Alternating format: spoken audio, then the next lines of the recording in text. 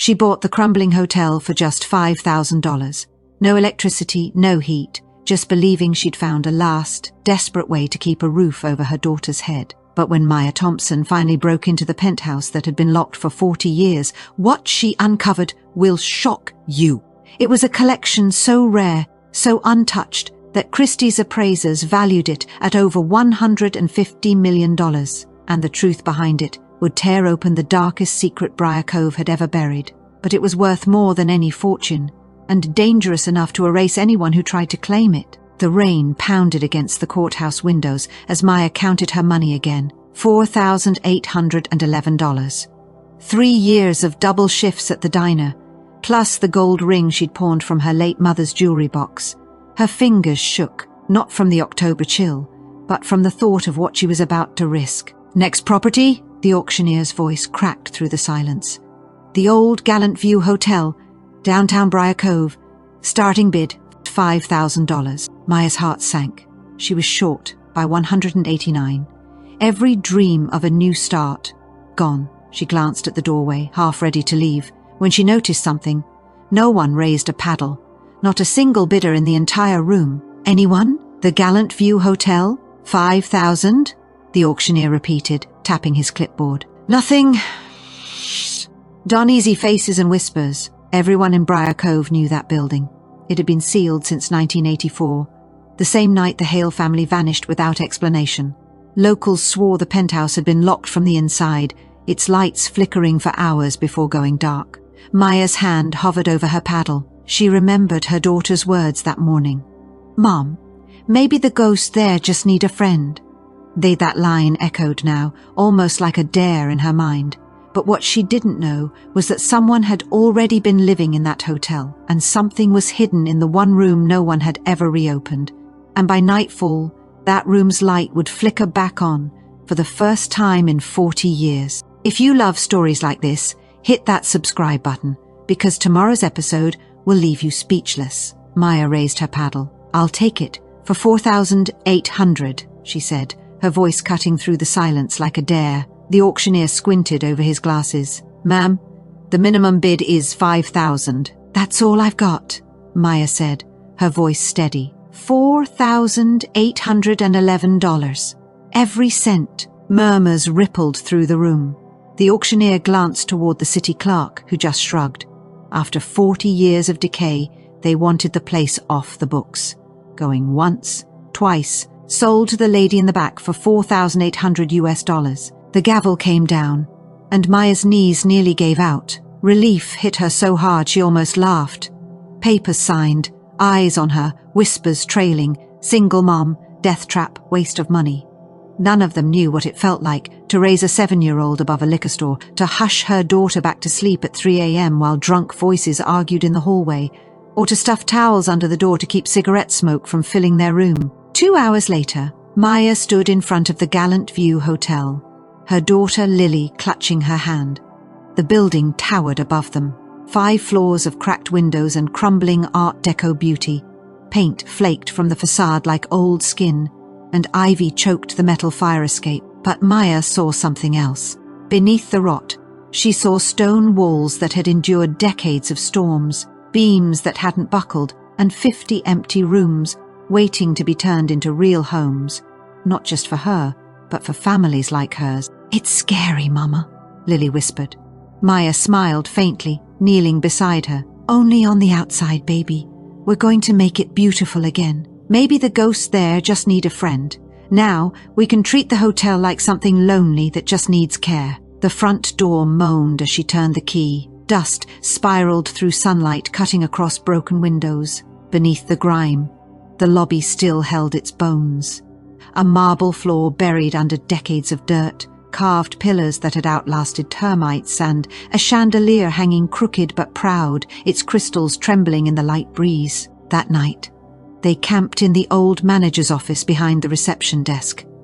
Maya had coaxed water from one bathroom pipe and rigged power into 3 rooms using old extension cords. The hum of the generator mixed with the rhythm of the waves outside. Each morning she'd walk Lily to school, pretending the wind didn't sound like whispers inside the halls when she came back alone. What Maya didn't know was that the sound she thought was the wind wasn't the wind at all. It was a wind of secrets, echoing from the sealed penthouse above her. And by the end of that week, she'd find something unimaginable that would change her whole story. After coming back from walking Lily to school, then she came back with her sleeves rolled up and fire in her eyes. She tore down soggy drywall, patched leaking pipes, rewired outlets by watching YouTube tutorials on how to re-plug and replace broken or leaking pipes. The work was brutal. Her hands blistered, her muscles screamed, but it was their work. No more landlords, no more rent hikes, no more asking permission just to live. On the 10th day, something strange caught her eye. She was on the 4th floor, tracing a leak from the ceiling, when she realized the elevator shaft extended higher than it should have. The hotel had 5 floors, but the old control panel had a faint outline of a 6th button, painted over long ago, but still visible if you looked close. Curiosity gnawed at her. She followed the shaft with her flashlight until she found a maintenance door behind a closet, almost hidden from view. Behind it, a steep set of service stairs climbed into the dark. At the top waited a heavy metal door wrapped in chains, marked with faded letters, "Private, no entry." Maya's gut told her to leave it. She had enough on her plate. Broken plumbing, unpaid bills, Lily's school lunches. But that door, it haunted her thoughts every night. Why seal off an entire floor? 2 weeks later she gave in. With bolt cutters and a crowbar, she climbed the service stairs and went to war with the rusted chains. The sound echoed like gunfire through the empty halls. 40 years of corrosion resisted her, but the final link snapped with a piercing shriek. The door creaked open, and the air changed. Her flashlight beam swept over a hallway frozen in time. The wallpaper was clean.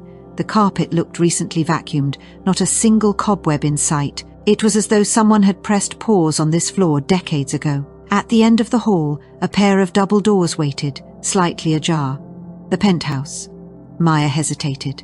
Buildings didn't preserve themselves. She stepped forward slowly, heart pounding, the beam of light trembling over the marble floor. Then she saw it, the hum of small machines, soft but steady, dehumidifiers, air filters and fans connected to a separate power grid that still buzzed faintly with life. Someone had kept this floor alive.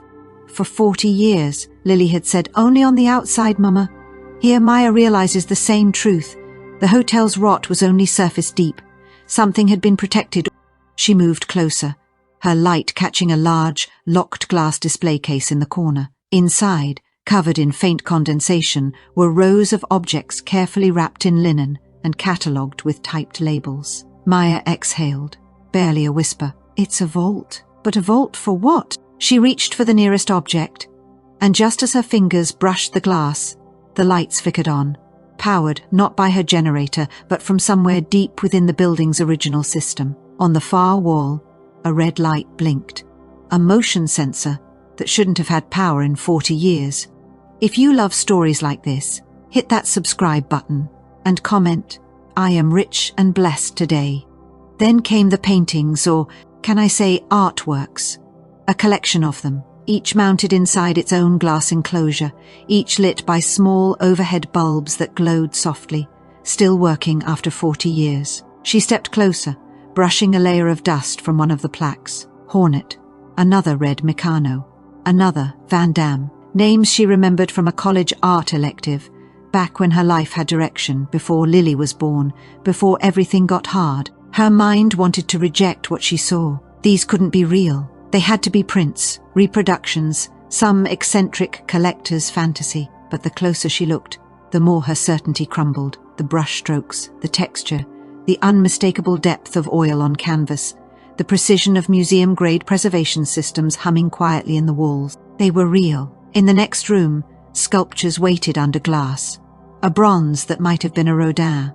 A marble bust carved with such skill it had to be ancient. Maya sank into a velvet chair, a cloud of dust blooming around her. This wasn't just art. It was a hidden fortune. Hundreds of millions, maybe more, stored away like a secret too heavy for history to carry. Her pulse raced. Who hid all this? Why here? And why seal it away instead of selling even one piece? That's when she noticed the envelope on the desk. Thick, cream-coloured paper with handwriting so steady it almost felt deliberate. "To whoever finally opens this door." Her fingers shook as she broke the seal, and unfolded the letter inside. My name is Vinnie Clem. By the time you read this, I'll be long gone. The art you see here represents my life's greatest shame and my only attempt at redemption. In 1979, I was hired to transport stolen artworks, masterpieces looted during the Second World War and hidden in private collections. I was young, desperate, and told myself I was just a driver. But when I learned these paintings had been taken from Jewish families murdered in camps, I couldn't deliver them. I hid them here instead, told my employers the truck had been hijacked. They hunted me for months. I changed my name, fled the state, left everything behind. But I couldn't leave the art. It deserved to be returned to the families it was stolen from, but I was a coward. I feared they'd find me if I tried. So, I preserved it, built a climate system on a separate grid, funded its upkeep through a trust that expires in 2025. I hoped someone braver than me would find it. There's a ledger in the desk. Every piece is catalogued, where it came from, who once owned it. The Holocaust Museum keeps records now. You can find their descendants. Please do what I couldn't. Return these treasures to their rightful owners. Let something beautiful come from my cowardice. Vinnie Clem, formerly Owen Webb. Maya stared at the final line. The ink slightly faded, but steady. The room seemed to tilt around her. Earlier, Lily had said, "Only on the outside, Mama. We're going to make it beautiful again." Now, Maya realizes the hotel's beauty was never gone.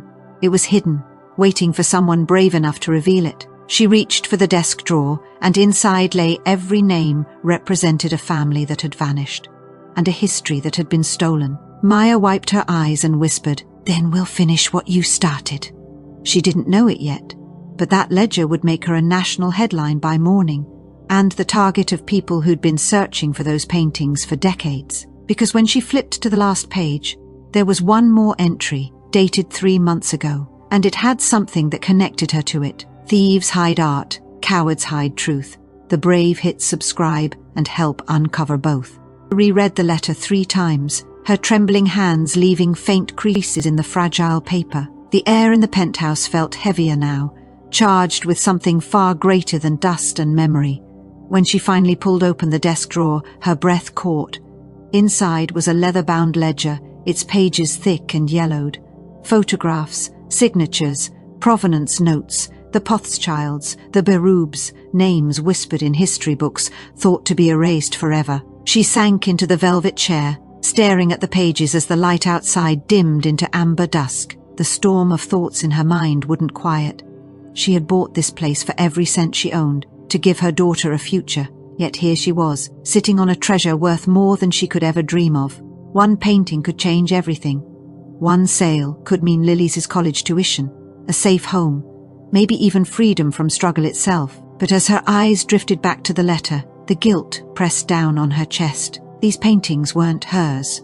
They were fragments of lives destroyed, tokens of people who had been stolen from, silenced, erased. She pulled out her phone and stared at Lily's photo on the cracked screen. The toothy grin, the missing front tooth, the innocence. Her daughter deserved more than she ever had. But could she really build that life on someone else's loss? She remembered the first day they stood before the hotel, Lily's small voice whispering, "It's scary, Mama." Maya had promised then they'd make it beautiful again. Maybe keeping that promise meant something bigger than she ever imagined. Tears welled in her eyes as the answer isn't taking shape. She didn't know what she had to do. Maya thought of her daughter's face, the way Lily never complained about their tiny apartment, the way she did her homework by candlelight when the power went out, the way she pretended not to be hungry when there wasn't enough food for both of them. As Maya thought about other daughters and grandchildren left with only stories and shadows, she couldn't shake the feeling that maybe this discovery wasn't just about art. It was about unfinished stories waiting to be set right. But she had no idea that her decision to do the right thing would uncover something far darker, hidden inside the hotel's walls, something that had been waiting to be found. You can spend $482 on comfort today, or spend $482 to never worry about money again. Every small luxury fades. Knowledge multiplies. One decision separates people who survive from people who build freedom. Get the guide to financial freedom today. The decision, when it came, felt unavoidable. The next morning, Maya picked up the phone and called the Holocaust Museum in Washington. Her voice was steady as she said, "I found something you've been searching for." What followed would reshape not just Maya's life, but the way her entire community viewed justice, history, and the courage it takes to do what's right. The news struck Briar Cove like lightning. Within 48 hours of her call, the hotel was swarming with news crews, art experts, and FBI agents. The quiet Pennsylvania town of 8,000 found itself at the center of a story that would draw attention from around the world. From the lobby, Maya watched as specialists in white gloves meticulously handled each piece.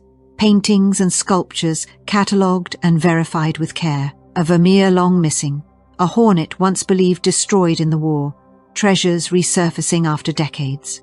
Miss Maya, a woman in a sharp black suit, approached. "I'm Director Jenny Smith from the museum. I need you to understand what you've done here." Maya straightened, bracing for reproach. She'd acted without considering legal consequences, without a lawyer to advise her. She thought of Lily's words from that first day outside the hotel. "It's scary, Mama." That quiet promise to make things beautiful again had led her here, to this moment. But even as she faced the museum director, Maya sensed there were others silently observing, waiting to see what she would do next. People who take what isn't theirs stop the world from healing. People who hit subscribe help rebuild it. Which side are you on? "You've just facilitated the largest return of Holocaust-era stolen art in modern history," the director continued. "The combined value is over $150 million. But more importantly, you've returned family legacies to people who believed they were gone forever." "What happens to me?" Maya asked quietly. "I mean, legally.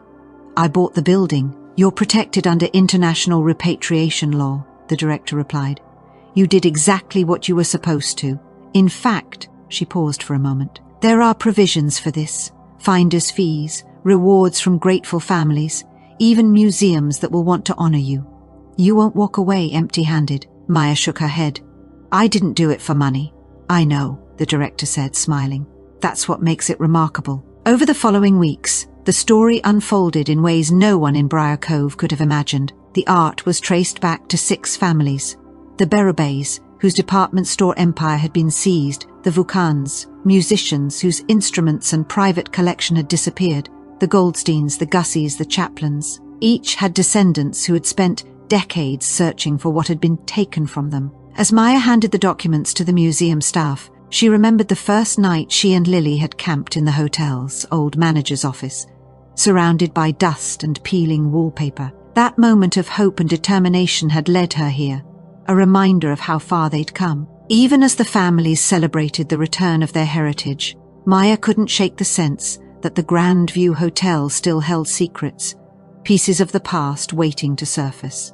And tucked into the ledger, she noticed a folder she hadn't opened before, stamped with a date just a few months prior, as if someone had been preparing for her arrival all along. She gave up a fortune to do what was right. You can give 3 seconds to keep stories like hers alive. Hit subscribe, not for the algorithm, but for what it still means to be good. You've spent $482 on things that never came back. What if, this time, it did? The shoes, the meals, the nights out, they're gone. But the right lesson pays you back every single month for life. Get the guide that teaches you how to spot real financial opportunities. The first family arrived on a rainy Tuesday. Maya was patching drywall on the 2nd floor when Lily tugged at her sleeve. "Mama, someone's here." In the lobby stood an elderly woman, leaning on her grandson, tears streaming down her face as she clutched a photograph. "I'm Dorcas Goldstein," she said. "That painting, the landscape with the cottage, it hung in my mother's music room. I was 6 when they took it. I used to lie beneath it while she played piano." Maya didn't know what to say. She simply held the woman as she cried. More families arrived over the following days, each with stories, each with tears. The hotel lobby became a place of reunions, not just with art, but with memory itself. Grandchildren heard stories they'd never been told. Families pieced together histories shattered by violence. But it was the town that surprised Maya most. Old Natasha from the hardware store showed up with a box of new tools. "Heard you were fixing this place up yourself," she grunted. "These should help." The Bettel brothers, contractors who had never given Maya the time of day at the machine shop, knocked on the door. "We've got some spare lumber. Thought you could use it. As Maya accepted the tools, she remembered the first time she set her eyes on the artwork and how suddenly everything can change. That moment of struggle and determination had brought them here, proof that persistence could turn even the smallest efforts into something remarkable. Even with the hotel buzzing with families and helpers, Maya sensed there was still more hidden in the building, secrets waiting for someone to discover them. You can spend $482 on comfort, or invest $482 in your comeback. The difference between broke and building isn't luck, it's what you do with your next $482. Get the step-by-step guide to rebuilding your finances and securing your future. Even her former boss from the shop showed up. When Maya had bought the hotel, she hadn't had time to keep up with work. "I can't have employees who vanish without a word," he said, his tone awkward, a hint of regret in his eyes. "I misjudged," he admitted. "If you want it, the job is yours, part-time. You can fit it around your schedule here," but it was the seventh visitor who would truly change the course of events. Mike Berube didn't look wealthy. He wore faded jeans and a worn sweater, drove a rental car, and knocked on the door just like any neighbor. Yet Maya recognized him from the news. The tech magnate whose grandfather had built a retail empire from nothing, only to lose it in 1938. "3 of those paintings belong to my family," he said quietly, "including the Mikano. My grandmother described them to my mother, and she passed the stories to me.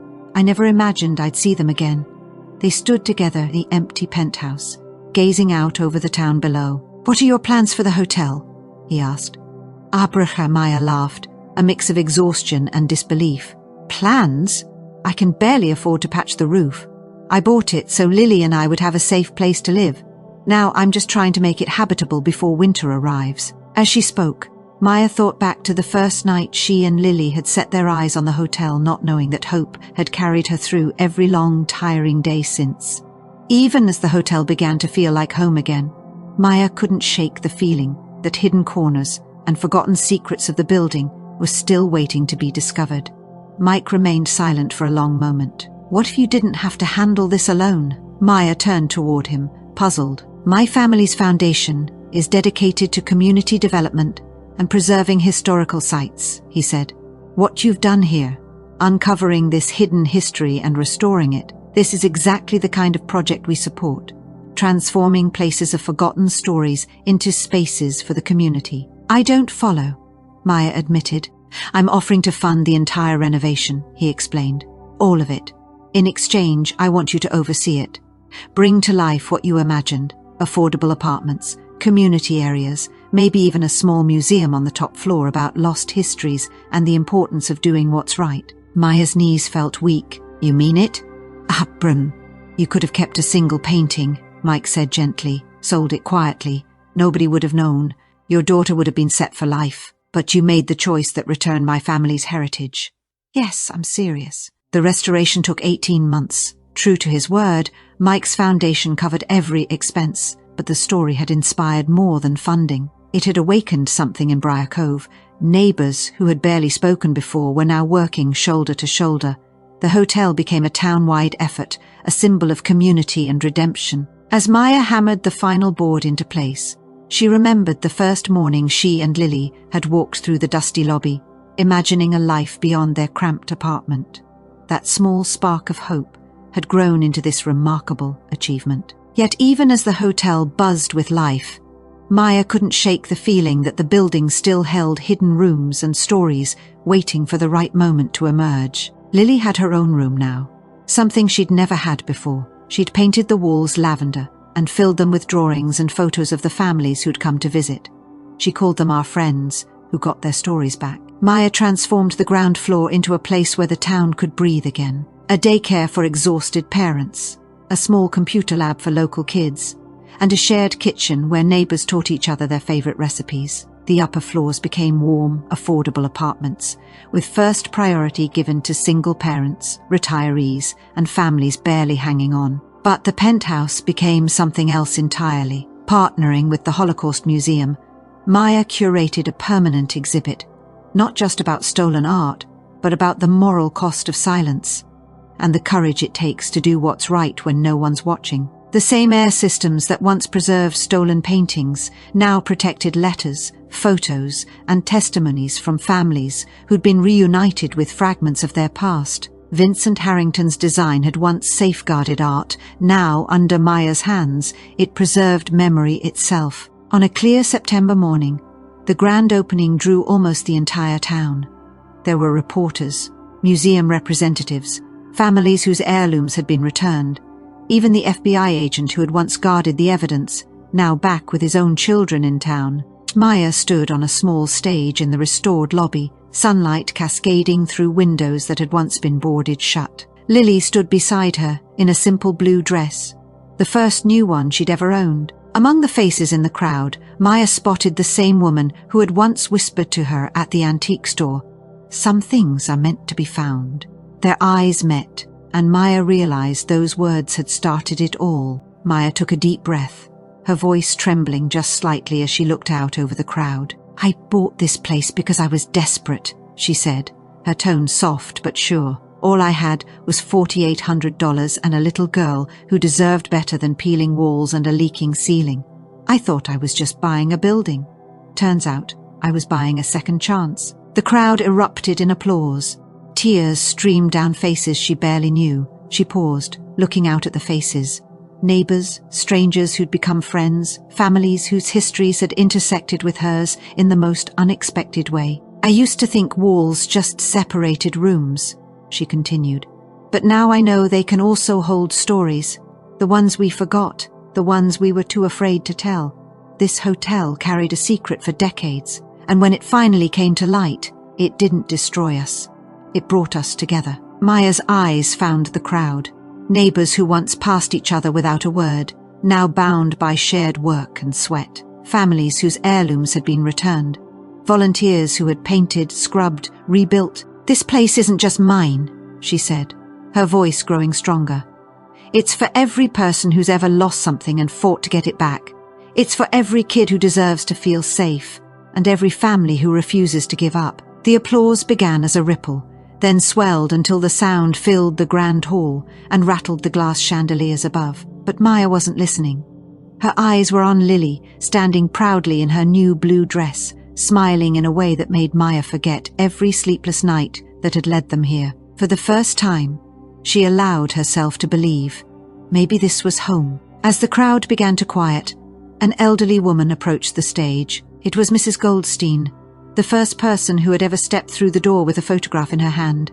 She pressed Maya's hand gently and whispered the same words she'd spoken months ago. "You didn't just return what was stolen. You gave it back its soul." Maya felt tears sting her eyes. She thought of the night she'd found the first painting in the basement and realized that somehow the story had come full circle. Later that evening, as the guests filtered out and the music faded, Maya stepped into the quiet lobby. The lights glowed softly against the restored walls. Everything looked perfect, until she noticed something odd. "Please comment if I ever find what is not mine. I will return it by doing the right thing, and when I do, God will bless me with so much riches and happiness." As twilight deepened, laughter echoed through the hotel's courtyard. The smell of baked bread drifted from the new kitchen.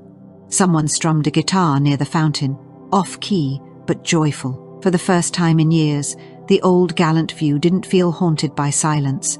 It felt alive. Maya stood by the window, with Lily leaning against her side. The glass reflected their faces.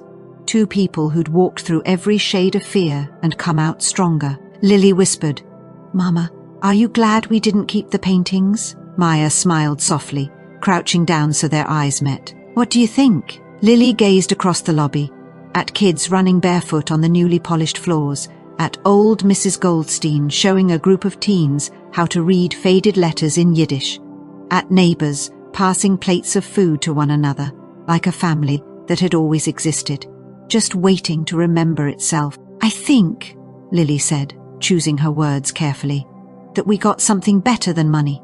We got people, we got a family." Maya's throat tightened. She hugged her daughter close. "Yeah, sweetheart," with tears in her eyes she whispered. "We really did." As the sun set over Briar Cove, the Gallant View Hotel stood illuminated against the darkening sky, no longer abandoned, no longer hiding secrets. It had become what buildings should be, a place where stories intersect, where communities gather, where the choice to do right creates ripples that spread far beyond what anyone could imagine. A soft chime echoed through the hall, the same melodic note the old elevator used to make when Maya first moved in. Back then, it had sounded eerie. Tonight, it sounded like a reminder. She smiled faintly. "Guess the old place still likes to talk," she murmured. But as the laughter continued downstairs, Maya's eyes drifted toward the far end of the hallway, to the patch of wallpaper she'd noticed earlier that day, the one she hadn't told anyone about. Maya Thompson once bought a decaying hotel for $4,800, the last of her savings and the only card she had left to play. She thought she was buying a roof, a little safety, a place for her daughter to sleep without fear of eviction. Instead, she uncovered $150 million worth of stolen art. And a truth no money could buy. Integrity, she learned, isn't measured by what you hold on to, but by what you're willing to surrender to make things right. In that quiet Pennsylvania town, in a hotel that had hidden shame and greed for decades, light finally reclaimed the walls, because sometimes the most precious discovery isn't gold or art or legacy. It's the strength to let go of what was never yours to keep. Anyone can shift the world, she realized, not through wealth or power, but by choosing justice over comfort and right over easy. The morning sun washed the Gallant View's facade in gold, catching on the restored windows that once framed nothing but dust. Maya stood in her small office, once the old manager's quarters, now the beating heart of a thriving community hub.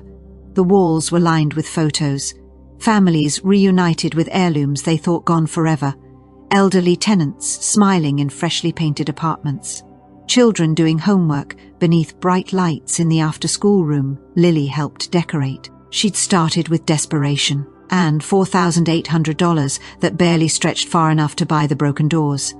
Now, she ran a place that gave homes to 30 families, steady work to 15 people, and purpose to hundreds who passed through its doors each week. The Holocaust Museum's traveling exhibit brought visitors from towns 3 states away, and the Rothschild Foundation had promised support for 20 years. Yet what moved her most were the quiet, ordinary things. The laughter drifting from the daycare, the smell of soup from the shared kitchen, the sound of Lily playing piano downstairs. She thought back to the night she found that old ledger, the trembling hands, the impossible choice, and realized that every moment since had been a ripple from that single act of courage. Maya turned toward the window. Outside, children ran through the courtyard, their voices bright against the echo of an old world that once knew only silence.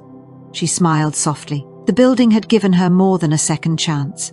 It had given her a reason to believe again. She found stolen art, but what she really discovered was herself. How many of us can still say that? If this story made you feel something, subscribe. Don't let that feeling fade. Lily was out front helping Mrs. Patterson carry her groceries up the ramp, chatting as if they'd known each other forever. Down the hall, 2 former veterans were repainting the stairwell. Men who'd once slept under bridges now arguing over paint swatches and laughing like brothers. In the kitchen, a group of Syrian refugees stirred pots beside Pennsylvania Dutch grandmothers, trading spices, stories, and laughter that filled the entire floor. The Gallant View wasn't just restored, it was breathing. Instead of an old building, now you can call it the new Gallant View Hotel. Maya leaned back in her chair, her gaze landing on the framed letter that never left her desk. One among dozens sent from across the world. This one, though, she kept closest. It came from the youngest Rosenberg descendant, a teenager in Israel. "My great-grandmother's painting hangs in our living room now. Every Friday night, as we light Shabbat candles, its colors dance on our walls. You didn't just return art.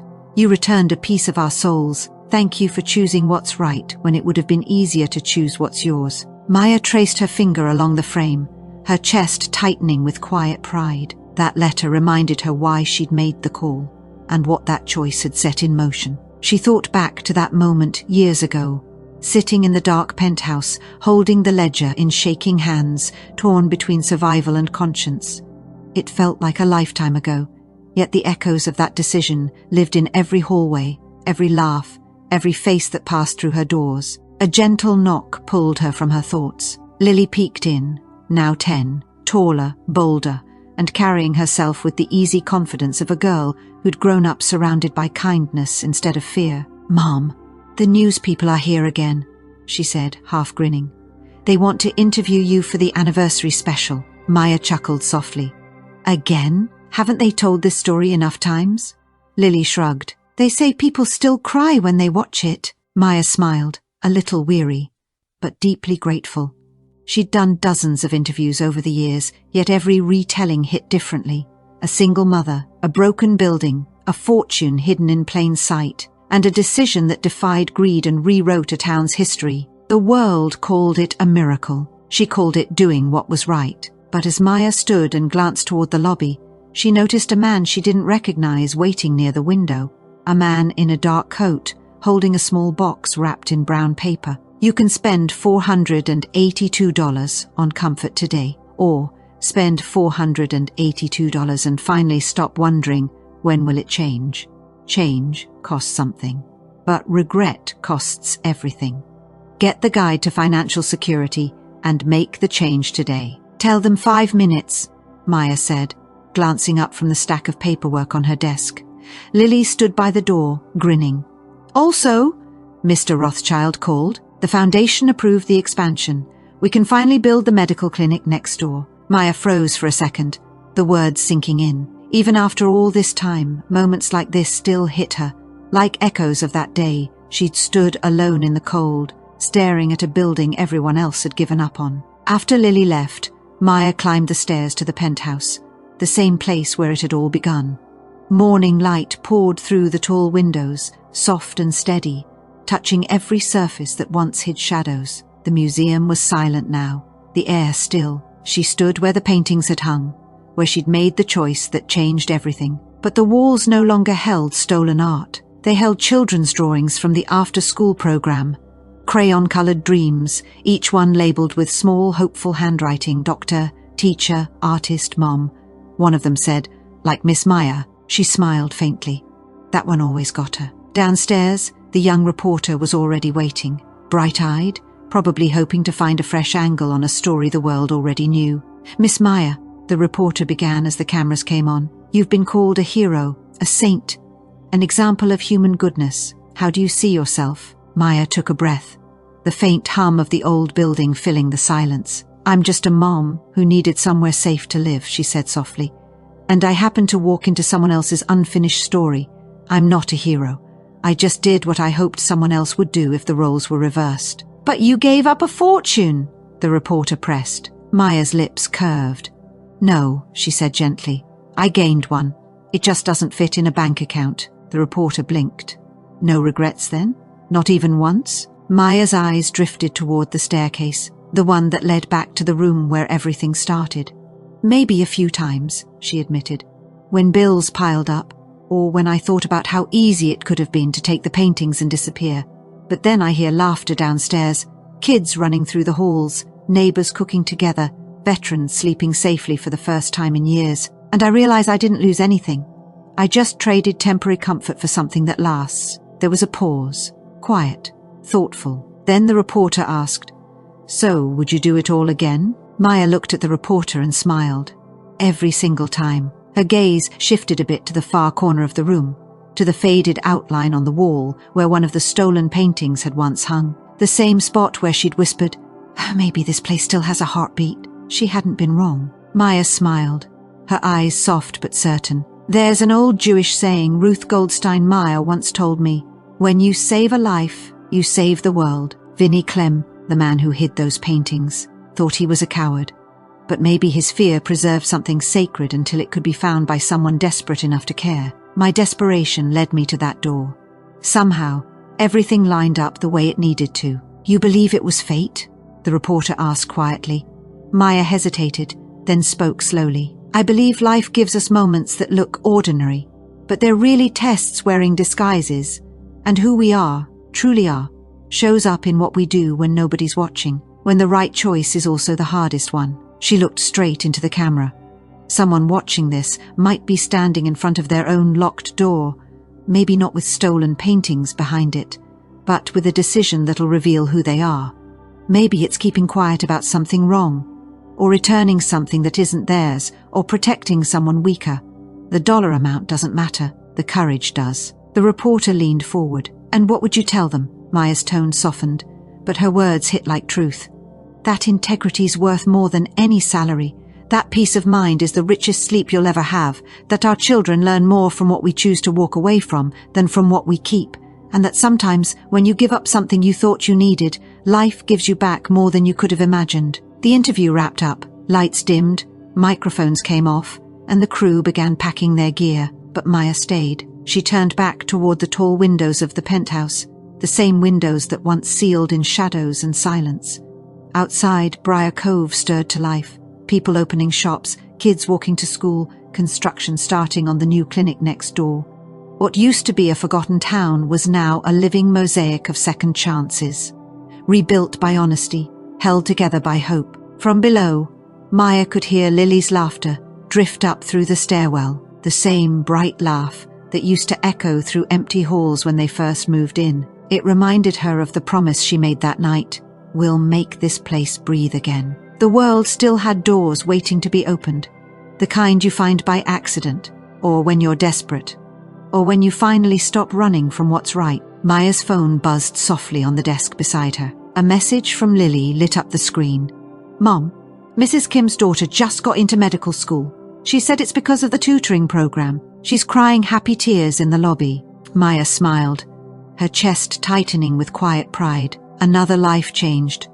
Another ripple from that morning 3 years ago, when she'd stood in this very penthouse, staring at those paintings, and chose justice over wealth. She walked downstairs through the hallways, now alive with laughter and light. The once silent hotel pulsed with voices, footsteps, and the hum of life rebuilt. Her real fortune surrounded her, not hanging in gold frames, but walking, talking, breathing, dreaming. The Gallant View Hotel rose proudly beneath the Pennsylvania sky.